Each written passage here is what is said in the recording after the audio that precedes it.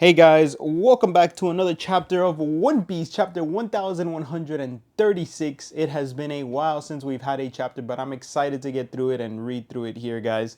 I've also gotten, and I'm debating if I should open this on a video or not. I got one of these prismatic evolutions, trying to make sure the light doesn't tear it out. Prismatic evolutions, it feels nearly illegal to have this because it has been so difficult to get these online or in store. In store is impossible. I'm sure you've seen videos of people running in Costco's to get certain sets of Pokemon. Insane. But debating I should open it.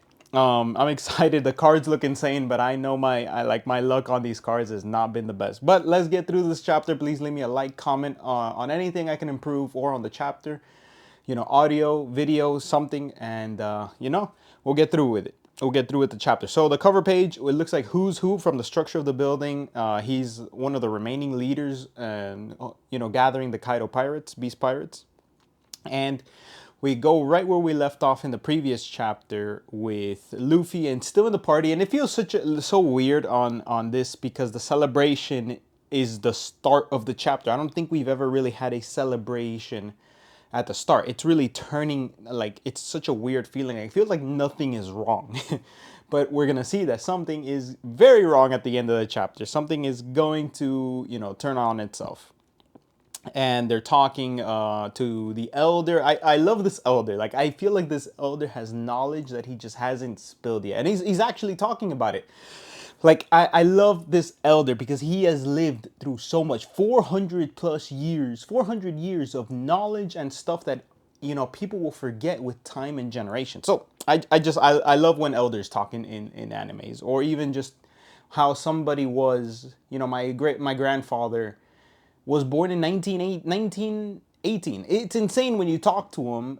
Well, when I used to talk to him about some of the stuff in the previous, his childhood. Like, what was your childhood like? He's gone through. He lived through what the world was in World War II. That's insane to me. Like that, I can't, comprehend how the world was back then without everything we have now. It's such a different grasp of reality. Anyway, that's what I am fascinated with with this elder. So they're talking. Usopp's telling his stories.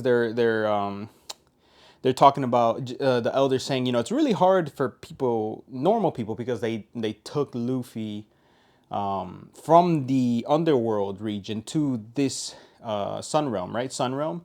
And he says, people don't usually get up here because they kind of just think it's a war and desolate and ferocious because of the underworld had that snowstorm and the ferocious animals in the first level.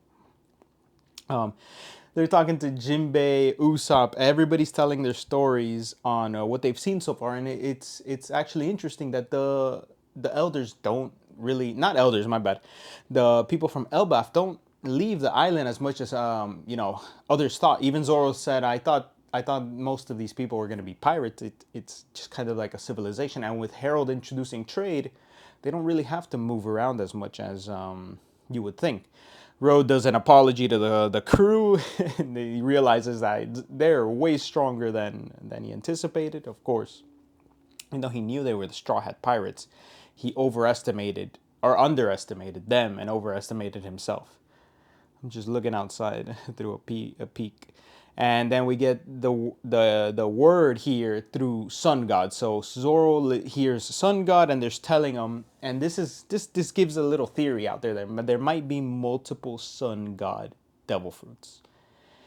And so some people are saying it's the god of liberation, as we've seen, the god of laughter, or the god of destruction. There's different forms of reality that people are introducing this Sun God as, and as Vegapunk has said, people manifest their ideas and what they want into a devil fruit. So there might be multiple iterations of this Sun God fruit, and Luffy has the Sun God of liberation and laughter. It's like the same thing. But there's a destruction one here. Maybe not. Maybe just one Sun God. Maybe people are interpreting a different fruit to be the Sun God fruit, and it's not that one at all. It might just actually be the Gum Gum fruit. Like, it might just be a rubber fruit, completely unrelated to the Nika fruit. Maybe. And then that one is interpreted as a disaster, destruction, or laughter, or something. Or maybe they're labeling that one as the Nika fruit, but it's just rubber power. It's just a rubber devil fruit. Anyway, because that would make sense. But they're talking about the text, the Harley, at least in the translation here, Harley text. We're going to need to see the official translation, and it's saying that the world has been rebuilt, has been destroyed twice already. And that makes me think that the world has gone through a Ragnarok level event twice. And how many times has it been restarted? Like, has it been destroyed completely? What has been left? What, like, it's been destroyed in what sense? Has the government been destroyed and restarted? How long has it happened? Was it before 800 years? Well, obviously. Was it 1,000 years ago? Was it every 400 years? Was it multiple centuries ago? I don't know. I really, really want Robin to take a look at it, maybe be able to translate something out of it. But they're saying that Nika occurs and appears every time the world is due for a world event like that, destruction event, world changing event. And that reminds me of the Ragnarok event in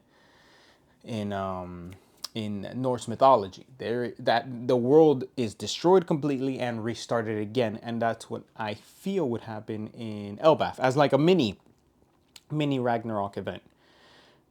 And they're mentioning that the sun god has white flowy hair, clouds surrounding him, laughing with booming laughter. And Luffy says, "Oh yeah, that makes sense. I mean, people compare me to that all the time. I don't think I have any relation to that though." And it's like, no, dude, you're that guy. You're him. You're him.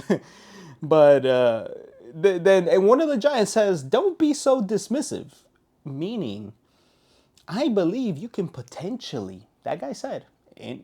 Indirectly, he said, "I believe you can be the sun god Nika."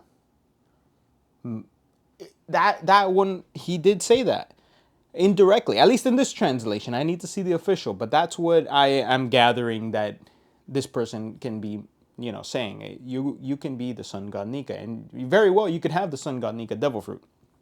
And they're mentioning that Loki had killed his father because he also wants to be, so like every giant, they also want to be the sun god.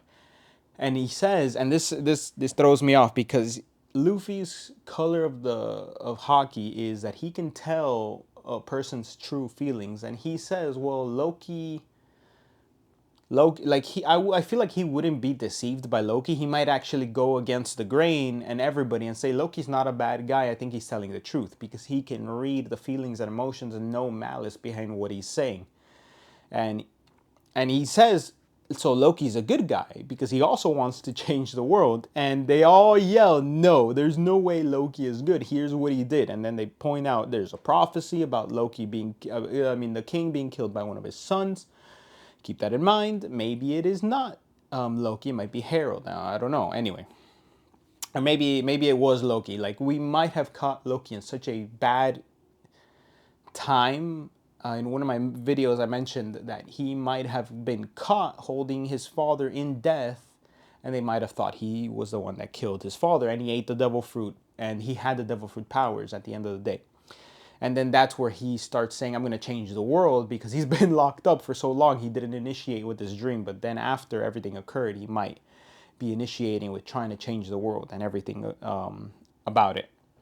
And show that Elbaf cannot be this weak. We must have strong warriors again. Anyway, it's giving me Odin vibes because they're talking about him being, since he was little, he was strong. He tamed the beasts in the underworld. He took care, he eliminated some beasts. He was strong as a child. Nothing feels like Hydrugen was this strong. He was just like fodder to base form Luffy in Dressrosa. I don't know. Loki feels like he's a lot stronger in this case and his depiction of text. But he was always an arsonist. He was always, at least what I'm saying, he was an arsonist. He was mischievous. So it's Loki of Norse mythology. It's a trickster from what we understand. And they point at the castle where the other duplicate of Shanks was, who we don't think is Shanks, but could very well be Shanks because the elder said, Shanks was just around. I don't know where he went. It gives us vibes that this person that is in the castle that used the teleportation could very well be Shanks also. We have no confirmation until Luffy meets this person, which is heading into where the last chapter is. I mean, the last panel is. So they're pointing at where. So this person has been there before, but Shanks saw Loki, so he knows where Loki is. But this person was asking where Loki is, so it can't be like it can't be unless he has a double persona inside of him and he's bipolar. Then Shanks has two personas and he forgets everything the other Shanks knows. This is a completely different person because he would have gone directly to where Loki was. Right? There's so many plays here, but like this, everything indicates that this person is not Shanks. Because there's certain circumstances in their demeanor on what they're saying. Like the other Loki, I mean the other person Shanks had already gone to talk to Loki in the underworld. He was just there. And this person teleports in the castle, says, "Where's Loki?" Has to be two different persons, but now I'm thinking Shanks might be bipolar and have a different persona inside of him. It's like a Blackbeard situation. Like he has two devil fruits and he might have two people inside of himself. Some weird crap like that, right? And Luffy says, "Oh, Shanks stopped Loki 6 years ago," giving more indication that this is what caused Shanks to be a Yonko. And Zoro gets an indication, and then like in one of the panels, and they're mentioning, and I like that Luffy told his crew. I thought he was gonna keep it a secret, but like I mentioned in that review in that chapter, Luffy's not good at keeping secrets. He is very like, he's a very honest guy. Like he is honest. I don't think I've ever, like I said, I don't think I've ever seen Luffy hold a lie, hold on to a lie, tell his crews a lie. So he just kind of blurts it out and he tells them all, "Hey, like I met that guy. I met Loki. I can't front. I can't lie. I met him. I'm gonna go rescue him. Actually, I'm gonna go get the keys because he said that's where Shanks is." And Zoro's like, "All right, let's go. All right, everybody, let's go help him out because this guy's gonna get lost." And Nami's like, "Okay." Nami's like, "I don't know where you thought you were going because I'm the navigator. I know where we are. I know where to go." And we get Road as a helper here, but Zoro says, "I'll believe you. I have to talk to him myself too to get a judge of his character." And he tells Luffy, like he sits him down. "All right, he could have been lying, but I'm with you. I'm with Captain. Let's go release this guy." Love it. I love the dynamic. I love it. No questions asked. He said, "Let's do it." We just befriended all these giants. We might cause a humongous war, all-out war against them that they might hate us forever, but let's go release their biggest enemy they've ever had. No big deal. The guy that killed the king, no big deal. Let's just go. No repercussion, no thought of what could happen next. Anyway, that's awesome. They get Road to help to get the key, which is insane, but he's calling himself a slave to Nami now. So, I mean, this man got a weird fetish, but hey, we don't judge here. We don't judge. And they're going straight to the castle because they know where the key is. And we cut away to where Loki is. And the person that is the duplicate of Shanks meets Loki. And Loki's not, like, he can't see, I guess, the face, but we see it's the same person. He can't see that it looks like Shanks. It might be very well the person he thinks is Shanks. And he doesn't really sense that it's Shanks, but he's talking to them, and he doesn't want to join the noble knights, the holy knights. And we get a look at one of them, and they're called the God's Knight Gunko. And it looks like they have a bandage or wrapping type devil fruit.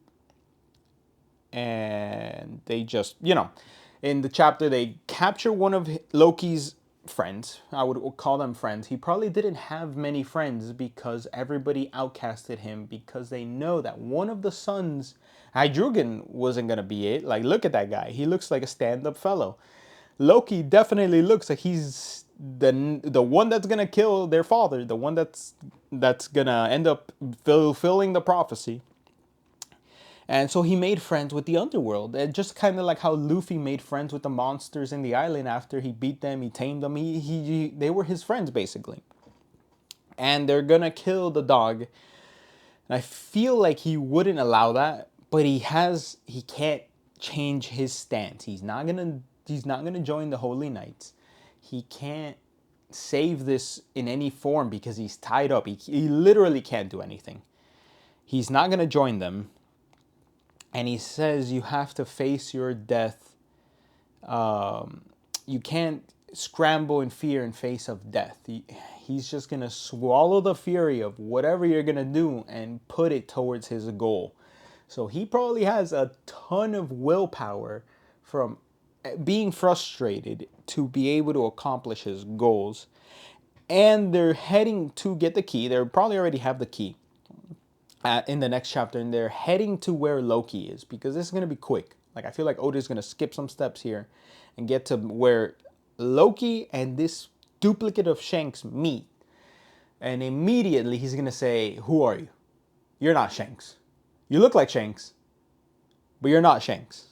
Why do you look like Shanks? Who are you?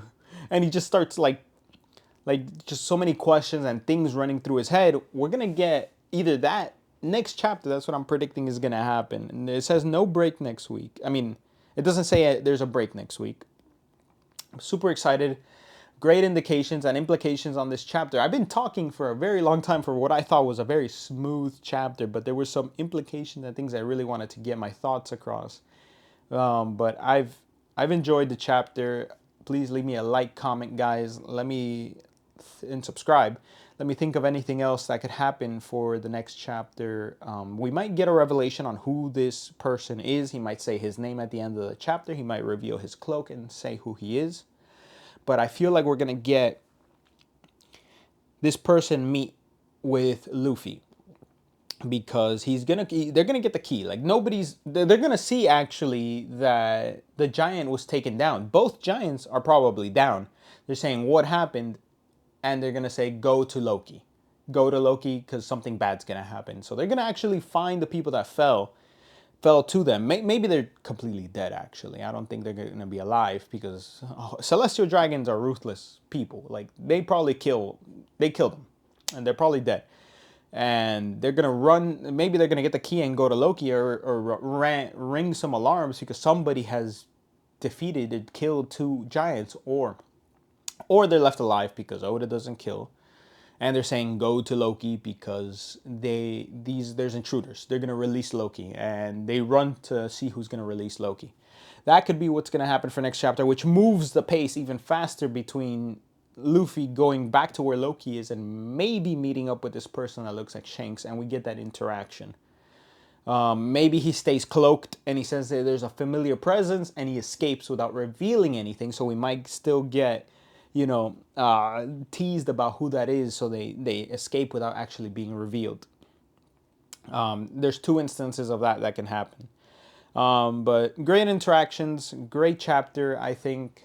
Please let me know what you guys think about the chapter. Let me know if you guys want me to open one of these. I don't mind opening one of them. I only have two, let's be fair.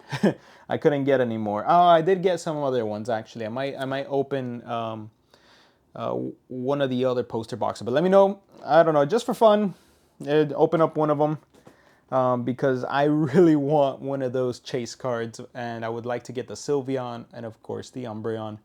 But yeah, guys, let me know what you think of the chapter. Leave me a like, comment, and subscribe, and I'll see you for the next one.